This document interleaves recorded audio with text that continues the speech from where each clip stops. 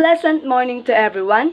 Before we start the program, we would like to acknowledge the presence of our instructor, Sir Jermil Angeles, together with the Bachelor of Technology and Livelihood Education, Section 2B. On my behalf of my co-speaker, Ma'am Joanna Marie Hipolito, I am Novigil B. Guerrero, your host for today's webinar. To start our program, let us feel the presence of our Almighty God, to be followed by the singing of the Philippine National Anthem using the NEUST video. Dear Lord, thank you for giving us another day to continue our life. Thank you for the blessings you have bestowed upon us. Thank you for allowing us to meet and share our knowledge and time in this webinar. May we bless it as we continue to bring our expertise to people who need them. Bless the participants as well so that they would be able to understand our topic. May we realize that this program should be glorify your name. Amen.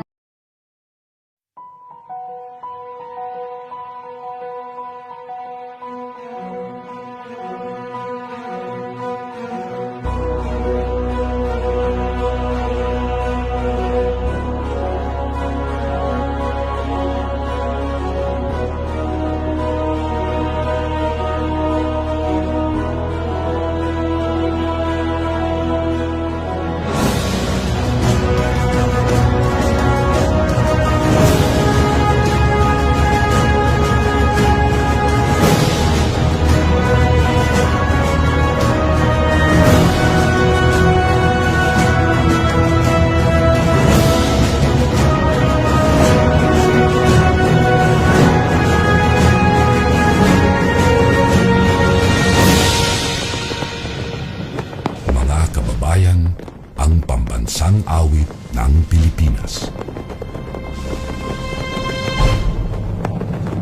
Kayang magiliw, helas ng silanganan, alam ng puso, sa dikit mo'y buhay. Lupang hinirang, kuya ka ng magiting, sa manlulupin, di ka pasisigil, sa nagatang tutok sa simoy at sa langit ang pagaw, ay tinatang tula, tawid sa pagkayang minamahal. Ang islang ng matawad mo'y tagumpay na nag-iindig, ang bituin at araw niya kailan pa may di magtitingin. Luman ang araw ng walhagin pagsinta, buhay langit sa piling mo. Ang inigaya ng pagkay mga amin, ang mamatay ng dahil sa'yo.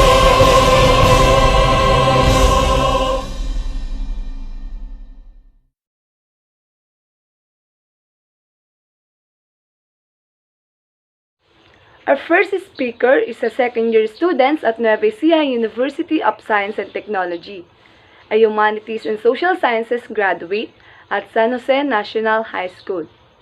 With honor, let us all welcome Ma'am Joanna Marie Hipolito.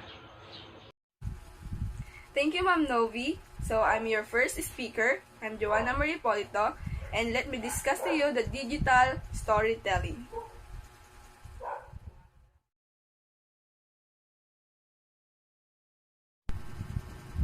What is digital storytelling? Digital storytelling at its most basic core is the practice of using computer-based tools to tell stories. There are a wealth of other terms used to describe this practice, such as digital documentaries, computer-based narratives, digital essays, electronic memoirs, interactive storytelling, etc. But in general, they all revolve around the idea of combining the art of telling stories with a variety of multimedia, including graphics, audio, video, and web publishing. Web 2.0 storytelling is said to produce a network of connection via social networking, blogging, and YouTube that transcends beyond the traditional singular flow of digital storytelling. It tends to aggregate large amount of micro-content and creatively select patterns out of an almost unfathomable volume of information. Therefore, the bounds of Web 2.0 storytelling are not necessarily clear.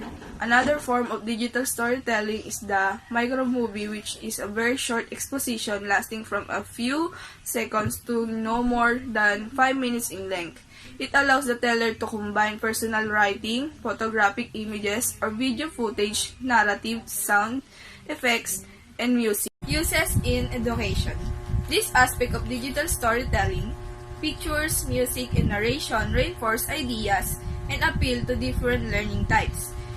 Digital stories can create a connection between the student and the content. Designing and communicating information requires students to deepen their understanding of content while increasing visual, sound, oral language, creativity, and thinking skills. Used by teachers in curriculum. Teachers can incorporate digital storytelling into their instruction for several reasons. Two reasons include: first, to incorporate multimedia into their curriculum.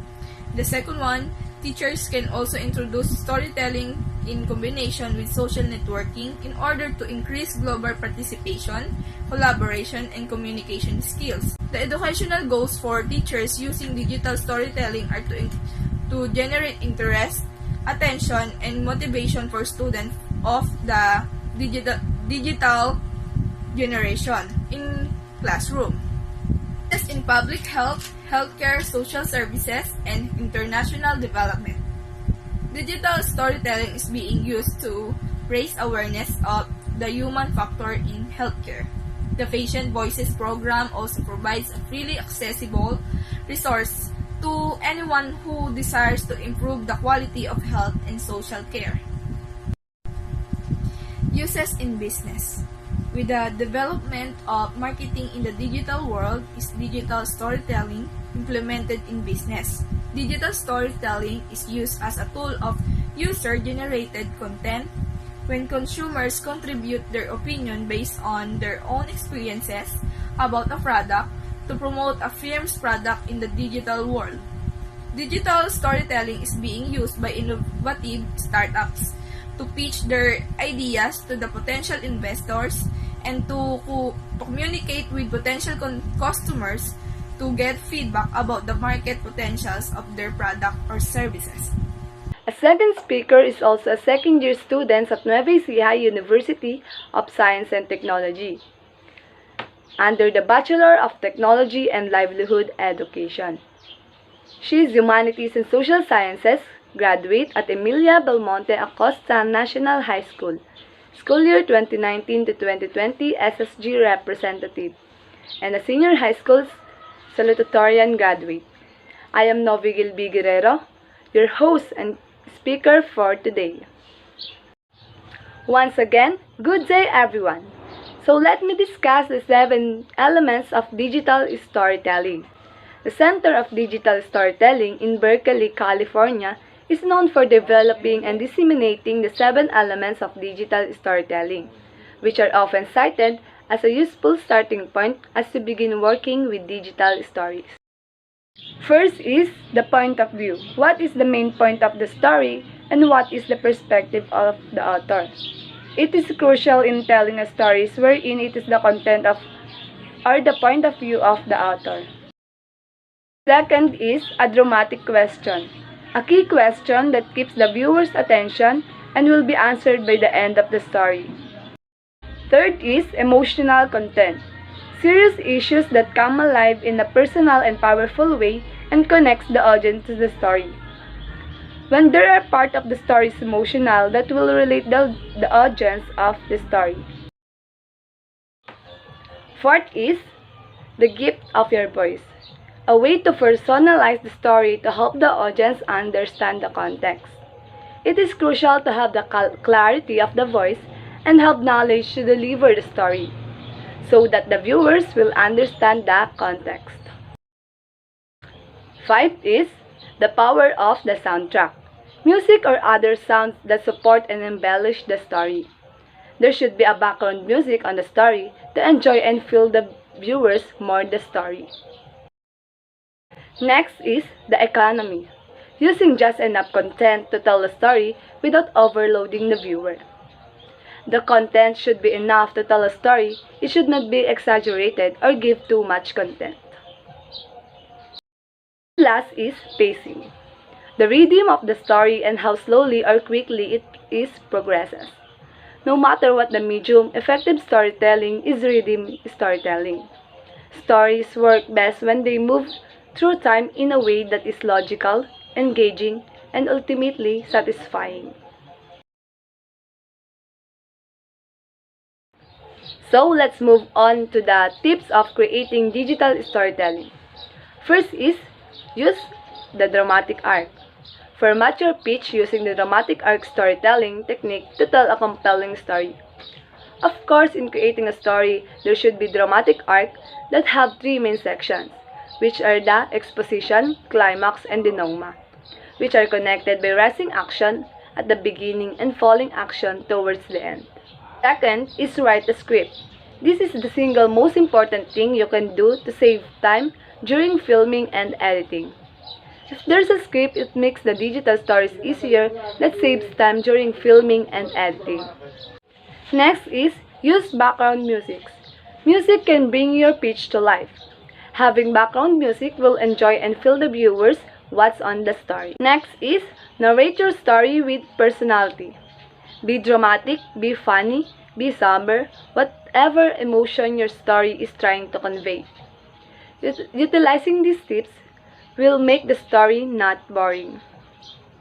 Next is find free images and icons. Look at sites that offer free images to add variety to your pitch, but remember to cite your images. Cite images and icons to add variety to the story. Make sure something is happening on the screen every 3 to 5 seconds. Use animation, panning, and zooming to keep the viewer's attention. Provide some entertainment that relates to digital storytelling like animation to keep the viewer's attention and to make the digital story not boring. And last is choose the best tool. There are many tools you can use to create your story. Choose the one that fits your story best. In choosing tools to create your story, you should look for the availability of the tools that fits your story best. To further enhance our ideas and knowledge about tips on creating digital storytelling, here are 8 steps to create digital stories. Great digital stories are personal, begin with the story or script, are concise, use readily available source materials, include universal story elements, involve collaboration at a variety of levels. In order to achieve this level of greatness, students need to work through a digital storytelling process. First is start with an idea. All stories begin with an idea, and digital stories are no different. This idea could be the topic of a lesson, a chapter heading in a textbook, or a question asked in class. Second is research, explore, learn. Whether writing a fiction or non-fiction digital story, students need to research, explore, or learn about the topic in order to create a base of information on which the story will be built. When creating whether fiction or non-fiction story, research, explore, or learn is crucial to come up with the best idea and gather information about the topic. Third is write or script. When you are trying to write, there is nothing worse than a blank sheet of paper. Fourth is storyboard or plan. Good stories start with a good script, but they don't end there. This is where we transition into visual media literacy. 5 is gather and create images, audio, and video. This is the stuff that makes magic happen and writing come alive. Using their storyboard as a guide, students will gather or create images, audio, and video. 6 is put it all together. This is where the magic happens, where students discover if their storyboard needs twerking and if they have enough stuff to create their masterpiece. Last is share. Sharing online has become deeply embedded in our culture. So as educators, we might as well embrace it. So let's move on in the methods and practices of digital storytelling. Digital storytelling allows participants to tell their own stories, learn digital media, skills, build confidence and self-esteem. The methods places the stories under the control of the storyteller. Participants find digital storytelling fun. It is a way to reach people who think that education is not for them. It can help to develop language and literacy skills through storytelling and script writing. It can give people a kickstart in developing their skills and improving their chances to gain employment. It offers a way to engage thoughtfully with experience. Digital storytelling has been used in health and teacher education for developing students' professional identity, and as a tool for self-reflection, whereby students make and share digital stories about their practice experiences. As a practice, it helps to foster higher order thinking skills, develop digital literacy, and is the aggregating element capable of turning our students into true 21st century learners. Participants are then introduced to the principles of narrative narrator, voice background. They also learn about camera work and film technique. Short scripts are written, following which the voiceovers are recorded. Participants can photograph from albums or take new photos of people and objects. Others make images through drawing, make simple stop frame animations, or computer software animations such as Adobe Flash. As humans, we observe stories more readily than facts and figures. We pay attention to them. We connect with them. Most importantly, we remember them. That's the art of storytelling.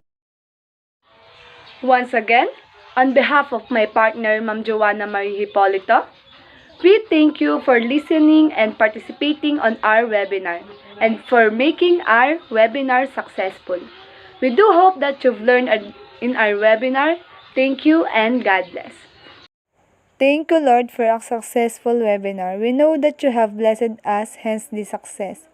Thank you for guiding and giving us knowledge to share with others. May you bless each person who took time to gather here today and let your hand of protection as we fight against pandemic. Amen.